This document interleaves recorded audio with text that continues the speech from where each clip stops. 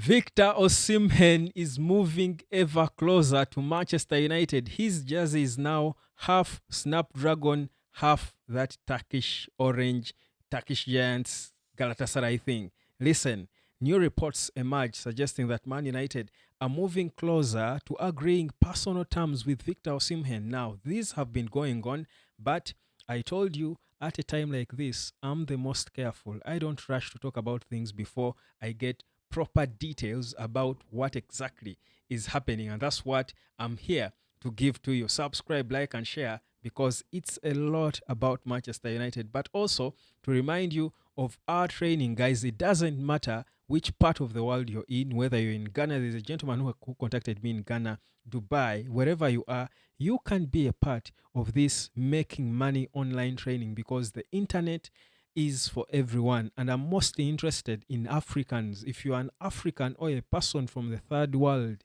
the internet is a God given opportunity for you to get out of that searing poverty. You can do so many things on the internet. Please just subscribe and study. Book a one on one time with me because this is what I do for the past over a decade. That's my full time job. The internet, I have traversed the internet in and out. I know it. I earn from it. I love it. I spend time on it. I know what I'm talking about, guys. Learn because this training is only going to get more expensive. Right now, it is just 12 US dollars right now. Trust me, by the end of May, I'm going to scale it up. The one-on-one is going to be at a different price because the world is not changing. You need this training. You spend so much money to study theories in school. You get out of school, you can't figure out how to make money. There are no jobs for you. Yet the internet now is available and there are things you can do regardless where you are, your education level, the language you speak. It doesn't matter. So long as you have access to the internet, you can earn from it. Guys, please, please, please learn how to make money on the internet. If it's not from me, find someone who knows how to do it and learn from them. You need to learn. If you don't want to learn from me, just open your eyes, African, and learn. But let's get into it. Speaking of African, the biggest ambassador of African football today, I think it never gets better than Victor Osimhen, who is scoring goals for fun in Turkey. 29 goals scored, 4 assists for Galatasaray as they are balling, cruising ahead of Fenerbahce on their way to winning the Turkish Super League. Listen, Osimhen is indeed a baller. And guess what? He has attracted the attention of several clubs, and the latest reports suggest that Manchester United are advanced in discussing personal terms with Osimhen to try and get him to the club. Now, we've known perhaps a little bit about this, but of course, before months ago, Man United was linked with so many strikers, as you'd expect. But as we edge closer to the transfer window, they sieve out. And we've been left mostly now with Victor Gyökeres and mostly Liam Delap, who many were suggesting is the first priority.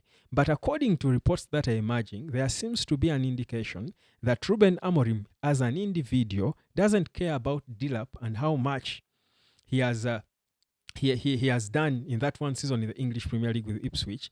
He feels the performances that Victor Osimhen has put on in Europe make him a better striker despite not having played in the Premier League. So according, in the eyes of Amorim, Victor Gyökeres is first priority. So imagine a scenario in the head of Ruben Amorim, and I'm taking you right now on an express trip into the head of Ruben Amorim. I'm teleporting you into his brain. For Amorim, Victor Gyökeres is better than Liam Delap, that's one, but also in his head, he's imagining Cunha as a 10 at Manchester United and Victor Gyökeres as the top striker. That's competitive Manchester United for you. Listen, that's not a Man United forward line you think is going to come next season just to stay afloat.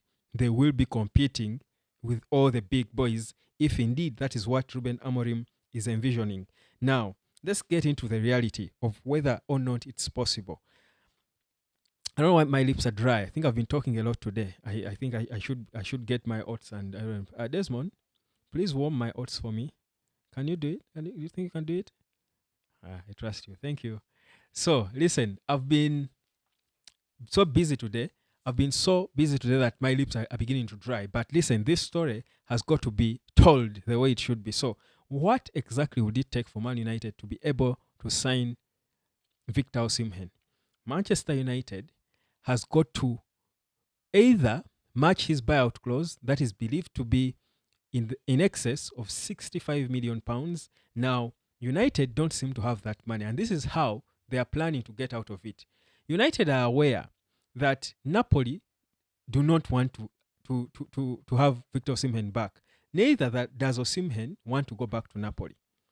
They have fallen out ruthlessly that they perhaps will not meet face to face. If Napoli were an individual, a human, that's the last person Victor Osimhen would want to look at. So there is no going back for Victor Osimhen.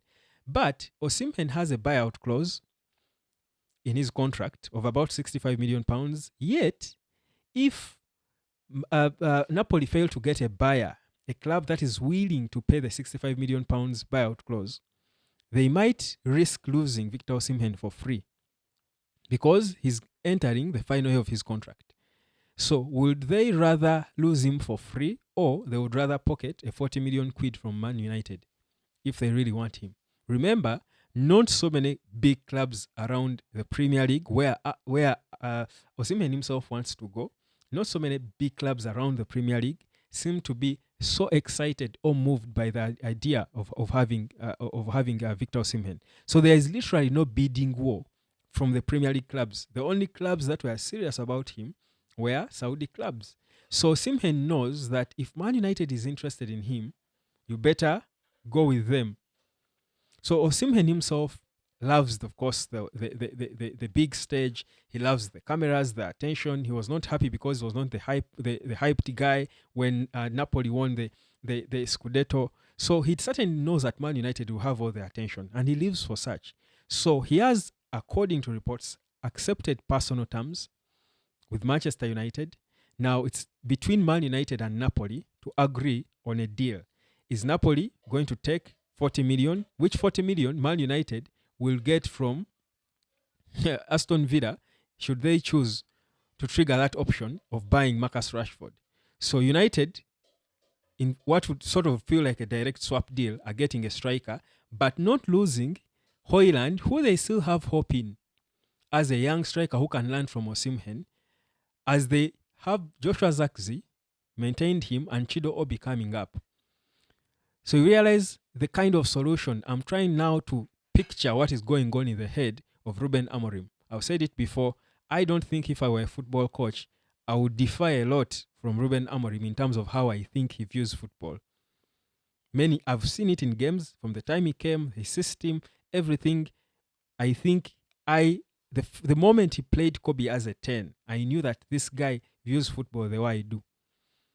Maybe not 100%, but we have the same understanding of things. So I'm trying to put you in his head. This is what I think he's trying to envision. If that's not the case, then, and again, this is perhaps the worst case scenario that would work for Napoli, perhaps even more. It would be a swap deal if at all they want Højlund, because Højlund scored goals for Atalanta in Italy. So if Napoli feel Højlund is a player they can make use of, then it can be a swap deal where Victor Osimhen joins Man United, Rasmus Højlund goes to Napoli in a direct swap.